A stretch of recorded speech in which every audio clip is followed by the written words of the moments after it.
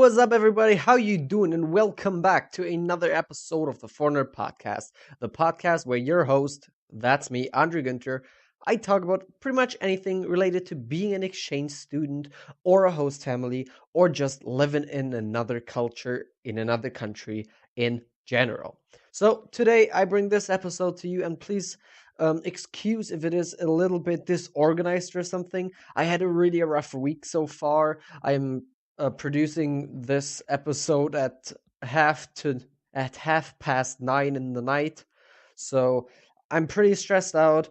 And if I get a little bit stucking in my speech flow at some points, or if I have to think about some thoughts more, that's because today I do not have any kind of script. I just thought what I could talk about, and that's what I'm gonna do. So yeah, I mean, I just said what was going on. I'm just gonna talk from right off what I feel like, no script at all today. And now, what do I actually want to talk about today? Well, I want to talk about other exchange students in your exchange. So, what role are they playing? What different kinds of other exchange students are there? What are problems you might encounter? Or what are the benefits of knowing and meeting other exchange students? So, all of those kind of aspects that I felt during my time abroad, and especially the time before and right after, or not just right after, quite a long time after. So everything that I kind of feel is important when you talk about other exchange students, that's what I'll be talking about today. So yeah, as I just said, that's basically what we're gonna be talking about today. And as always, if you find interesting what I talk about, then leave a like, leave a positive review, share it with your friends so that they, if they are exchange students or interested in becoming one or just are curious about the topic of all, so that they can learn something, hopefully, and get into a mindset of the exchange student life, learn something, and develop themselves from this podcast. I hope that that's what I can deliver to people. So, yeah, as I said, please help me grow. Please help me reach more people so I can, yeah, just reach more people with my education and my message of an open eyes, of eyes open, ears open, hearts open.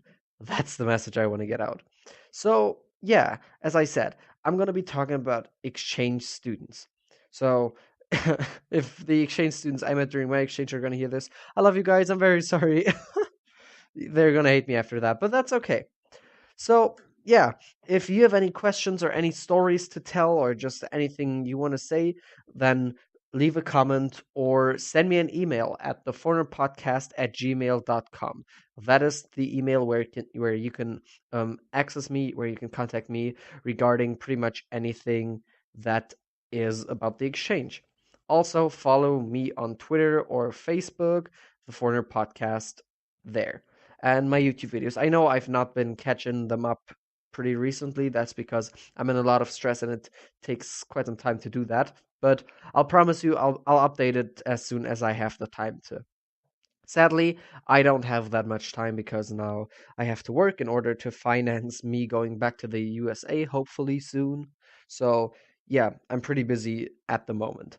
But that's enough of my complaining. I want to move on with this episode. So, as I said, today I'll be talking about the other exchange students during your exchange, and of course, that from a perspective of my exchange. So, the other exchange students I met in my before and after my exchange.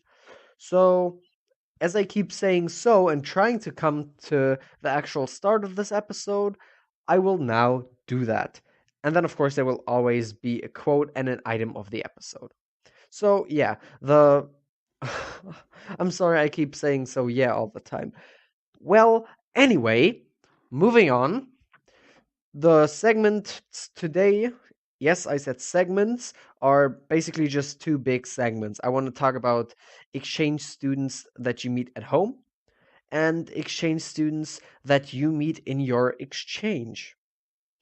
And that is not only from an AFS perspective, but mostly because, as I already mentioned before, I have been an exchange student through AFS. So the most other exchange students which I met are exchange students that I met through AFS. Not all of them, but most of them. Anyway, let's move on. Exchange students at home. So, where did I first meet other exchange students? Well, in the preparation meetings and the preparation weekends of AFS. So, there are more than one. There are three preparations and one starting weekend. It's not quite an um uh, how can I say that? Yeah, it's not a preparation meeting, but it's a weekend where the AFS people, the AFS volunteers can um they can see the applicants who want to become exchange students, and if they feel like someone is a danger to themselves and other people, or just at all not able to go to another country and be like a micro diplomat or a micro ambassador for whatever country you're from, then they can there say, nope, I'm sorry, we do not support you going to a different country. We do not feel like it's safe for you to go there, and it's safe for others to send you there. So that is the time when they can refuse to let someone into the program. If that is not the case and you are deemed able to go to a different culture, then you have three other meetings where you will meet most of the time. And two of them, you will pretty much meet the same people, and then one that's in a bigger area, but that's just AFS specific. So you will meet other people who aspire to become exchange students. And especially for me, that was such an important group. These were people that I could really relate to and that could hopefully relate to me, because we were all going through the same problems. Like we were we were on the same steps of the ladder, or on the track that is your exchange, and there's three times to an exchange: the year before, the year you're gone, and the year after. That's what we always say at AFS. So all those 3 years that basically make up your entire exchange is what I spent with those people. And so, how can I say that? Well, we were all, most of us, I'd say, were always on the same level, and we could relate to each other and each other's problems, thoughts, and I don't know what we were scared of, and we could talk to each other on an eye to eye basis. So we were on an even level. There was nobody who felt or who acted like they felt superior to anyone or so much smarter because they've been through so much more or whatever. So we were all very kind, and yeah, just we were just being good people to each other. We were being kind, we were being respectful of each other, and we had a really good vibe going on the entire time that we met.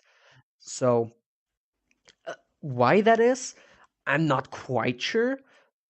I don't really want to go into that much, because that is my own opinion, but I'll hint on it a little bit. I don't want to get in any trouble here, but because AFS and just going abroad in general is not the cheapest thing to do, it's pretty pricey. That usually means that most of the people come from the top branch of the branch German school system. So we all have have an equal level of knowledge, or of, yeah, just socio-cultural um sociocultural capital. So we were all kind of raised in the same way. We went through the same school. We And that hurts to say, but most of us are upper middle class to upper class. So even though that sounds kind of ignorant of me to say, but we all kind of belong to similar subcultures, because the culture of people that have a lower socioeconomical standings are different than those that have a higher sociopolitical standing, and there are different opportunities that we have. I think that we clicked more, and even though I wouldn't consider myself to be a very rich person, I still go through the top branch of school, and I can relate to also what people that have more money than I, what they might be going through better, I feel like, than I can relate to people that have considerably less money than I do, because it's always easier for a person to imagine better things how things would be if they were better off, if they had more money, if they were richer, than it is for people to have to be poor. That's worse. That's not worse, but that's less easy to imagine. Like no one that lives in Germany and has been born in Germany and been born in a um in a middle to upper class family, I think, can in any way imagine what it could be like being homeless and living on the streets, having to, I don't know, go through garbage in order to survive and find food there. I think nobody can really imagine what that must feel like. So it's easier for me to relate to a person that um, has a little bit more money than me, and I've been to a music festival, like, or concert, it was like once in my life, so I know what it is like. And even though I can't afford to go there all of the time, I've at least done it once, so I know what people that do it like every other month, what they feel like at those events. But I do not know what it feels like um to like not have enough food, so you need to go um to to a homeless shelter and beg for food there or whatever. I just can't imagine that because I've never done that. So I'm drifting off. I'm drifting off. I'm very sorry. I hope the point that I wanted to say is getting over, is being understood, and I don't want to shame anyone for being poor and not being able to afford such an exchange, because I know it's very pricey, especially if you don't get scholarships. Luckily, I got one. No, yeah, I got one. So yeah, I'm not meaning to shame anyone, but I'm just saying that because most of the exchange students come from somewhat of an equal level, or at least they come from a higher socioeconomical standing, they have more similarities in culture and just ways of of habits. Yeah, so we can easier relate to each other than maybe if we had a higher discrepancy between our incomes. And of course, there are people who come from the lower classes or the working class, but yeah, I cannot speak for them because, as I said, I don't know what it feels like. But I'm getting hung up. I don't want to talk about that any longer because I'm pretty unqualified and not able to talk about that. So I want to move on. Yeah, as I said, that was the thing with the exchange students at home. So a thing um that really helped me was to be in contact with those people. And whenever I have any problems, whenever I have thoughts that I can't like in my head can put in the right order, if I can, yeah, order them, that's a good word. If I don't know what to think of a certain situation or a feeling, then I can always contact someone and they'll give me a really smart idea. Lots of the exchange students that I met in Germany are very, very smart, and um they almost all of the time, or a lot of the times, know more about some things that I'm wondering about than I do, and that other people that I talk to know about, because some of them have been at the same place before. Like, as we are pretty much equally far on the way of going through a 3 year exchange experience. Some are two steps in front of me in some points, and I'm in front of some people in some steps. So we're about equal, but not exactly equal. So if you find someone that is ahead of you, then you can talk to them about it, and maybe because they can help you from their different perspective, which is really important to get a different perspective on your problem. You can on yourself make a step forward and catch up to them. So if I want to be in that metaphor, we just drag along. And if someone is falling behind, then we extend our arms and pull them with us so that we all together as a group, even though we are in very loose contact, we know that we can talk to each other if we need it. So if anyone has the feeling of falling behind, they can just contact another one and get dragged forward and be helped. So we're like our own our own society of of people supporting each other. How's that called in English? I know there's like for people dealing with addictions, there are like groups where they meet and talk about their experiences, and we're kind of like that, but for exchange students, pretty much. And that helps a lot because, as I said, we can help each other understand the problems that we're facing and the situations we're facing, which is a thing that I'm really grateful for and that I really benefit of. If I ever have a problem with something where nobody else pretty much understands me, I know that there's someone in my group of like 30 exchange students that is like my core group for the exchange students that I met, that there will be someone who can help me and who can relate to my problem and give me a different perspective that will help me ultimately, which I'm so grateful for. So if anyone of my exchange students, you know who you are. If you are listening to this, big shout out to you and thank you for being yourself. And now let's move over to the second part, exchange students in your exchange. So if you get lucky, you will find exactly that group again. You will find people that are on the same level in their 3-year experience, that are very smart individuals that come from a equal or similar socioeconomical background with a different culture, of course, because they're from different countries, but they can still relate to some things that you need to be related with, or I don't know if that's proper English, but yeah, so the same effect can happen there. They can be what the exchange students in Germany were to me, they can be to you in your exchange. Sadly, that was not the case for me. In my exchange, and I'm really sorry if anyone of you is listening to this, I met some people who I really clicked with and who are really important to me, not because they were from the same culture or anything. Like, I met a guy from Tanzania, Adidi, and I love this dude. Like, he's amazing, even though, I mean, Tanzania and Germany, we have pretty much nothing in common.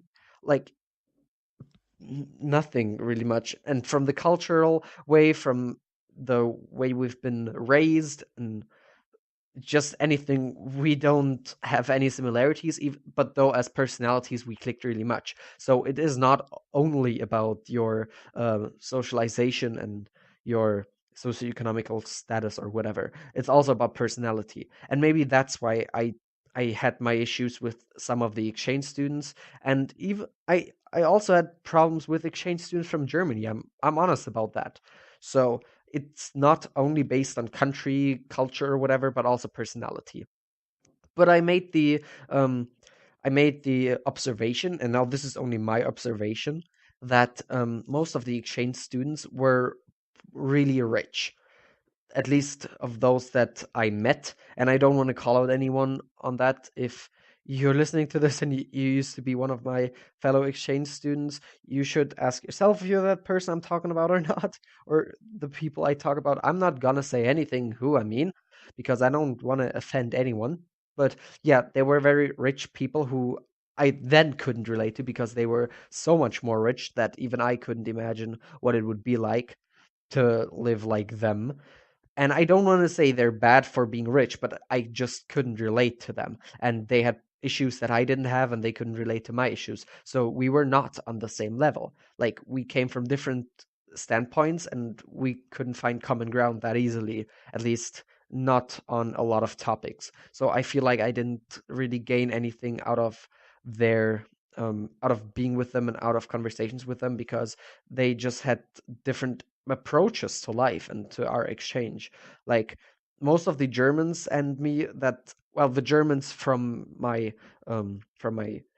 area in Germany, so the ones I met before and after my exchange, most of us, we had kind of the same approach to the year, being like, we were really humble about it, I'd say, and we really knew and understood what it meant to us, and most of us wouldn't want to give it away with partying and getting drunk and risking getting kicked out. Like, I think most of us obeyed most of the rules because we were really humbled.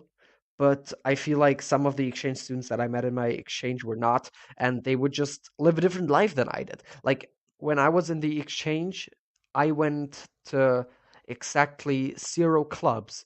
I didn't go to any club, but there was a club in my city which had once a month um, there was like a party night up from the beginning of age 16 where some of them went to and were partying hard and like partying all night, and I just couldn't relate to that. Or they would go around in the city at night and go on adventures or whatever, and that was just not safe enough for me or whatever. Yeah, so we would just have different approaches to our exchange, and that's why we didn't click. And the issue might be for you as well, that there are just people who have a different approach and have a different perspective on the exchange that you just can't relate to at all. And I mean, that's okay for them. Don't judge them because they have a different approach than you. But it's okay if you don't click. And it's okay if you don't feel like you are getting anything out of conversations with them, out of spending time with them. And then you might be likely to not spend time with them. But that is just in AFS. So that's only with the AFS students I met. I also, on my school, met other exchange students, and there were kind of like the similar problems. Like, I mean, I couldn't say that they were very rich people, but they were just people with other priorities that made other choices. To quote my host dad, it's all about the choices. And if someone makes different choices in life than you do, then that's okay. But that means that you maybe not affiliate with each other all the time, and that you may not like to be around them, and they may not like to be around you. And there were exchange students on my school who just went in a completely opposite direction than I did. They, I don't know, spent all their time in sports, and I didn't at all, so I couldn't relate to that. And I'm a very outgoing person, so I like to do social stuff, and they like to do sport. So we also didn't have that much to relate to, but it was never a hostile situation. Like also with the other exchange student in AFS. Don't get me wrong on that. It was never hostile. It was just that we couldn't relate to each other. Yeah, being being able to relate to someone and to relate to their problems and being able to understand that is a really important key aspect of such a helpful friendship. And sometimes you just don't click with someone and you don't feel like you are getting anything out of affiliation with them. But there were also exchange students who I benefited a lot from meeting in AFS in my school. So you can't summarize, is summarize the right word? You can't assume that every exchange student is the same. Of course not. Every person in the world is different, so every exchange student is as well. And then that's basically the story. And you can have that in your home country, you can have that in your exchange. That's just a thing that I want you to keep in mind, that these are just my experiences and my feelings, the things that I encountered. It doesn't have to be the same way for you. So if you can have it completely different, that in Germany your exchange student friends are not really your friends because you can't relate to them, but in your exchange you meet people that you adore and that you really learn from. But me, for example, when I was in my exchange, I'd rather text someone of my German friends who maybe wasn't even in the US about my problems, and I would talk to them, than I would talk to the exchange students in my area in the US, because I felt like they can't relate to my standpoint. And I couldn't like I couldn't benefit from hearing their perspective as I could benefit though from hearing the perspective of my exchange students at home. Well, from at home who now are not at home anymore because they were in different countries all over the world as well. I don't want to take that away from them. So yeah, I mean, I hope you understand what I'm trying to say. Like, you don't necessarily click with everybody, but there will be exchange students who you can greatly benefit from because they can just relate to you. You can relate to them. You can help each other, pick each other up if you're down, and do that with each other. And there are also exchange students who you may just find annoying and who you don't want to hang out with, who you don't want to spend time with, and who you feel like have different priorities and make different choices than you find to be um, applicable for you. And that's also a thing of morals.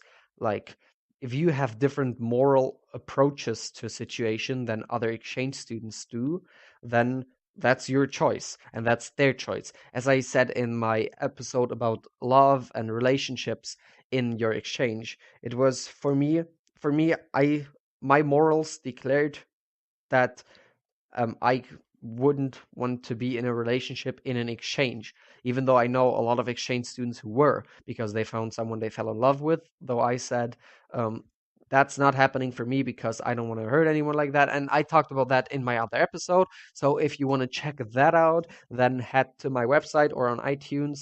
It's, I think the episode is called Host Families and a Sprinkle of Love, because I talk about host families and then love and romance abroad. So yeah, if you want to hear any more of that, go to that episode. But as I said, it's a moral thing.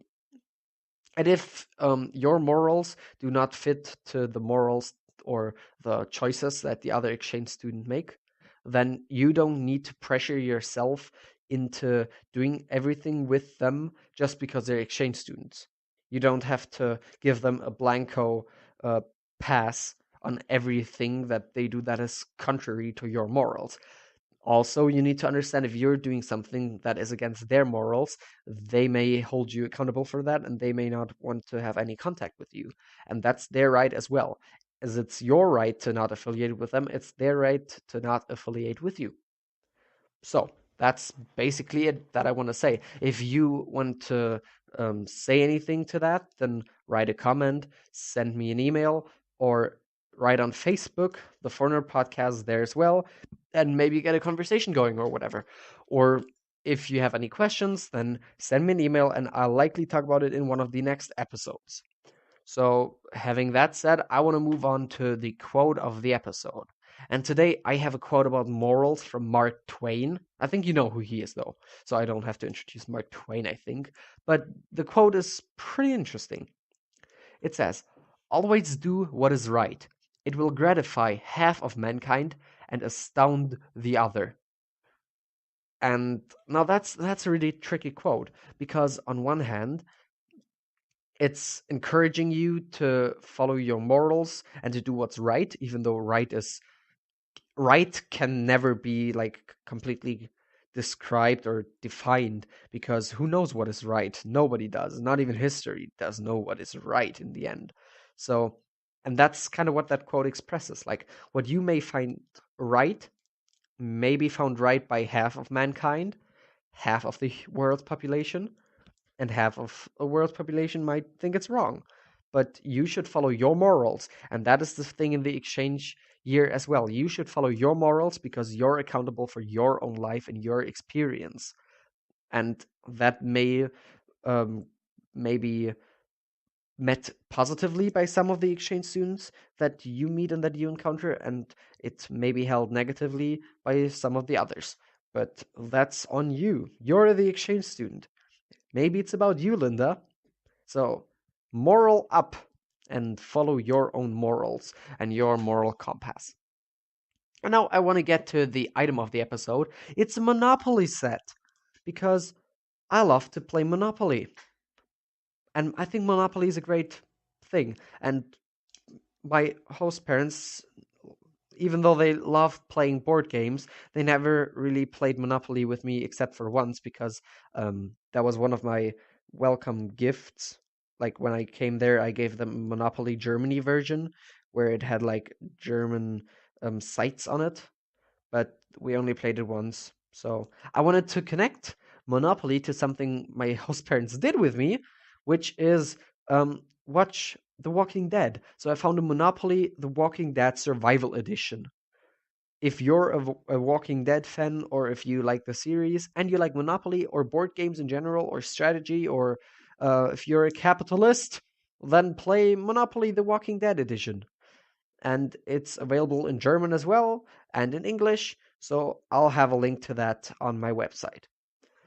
That being said, I want to thank you again very much for listening to this episode. We're at the end of this episode now, and as always, please share my podcast, send me an email, do the whole stuff, and always remember to keep your eyes open, ears open, and hearts open. Thank you so very much for listening. Goodbye.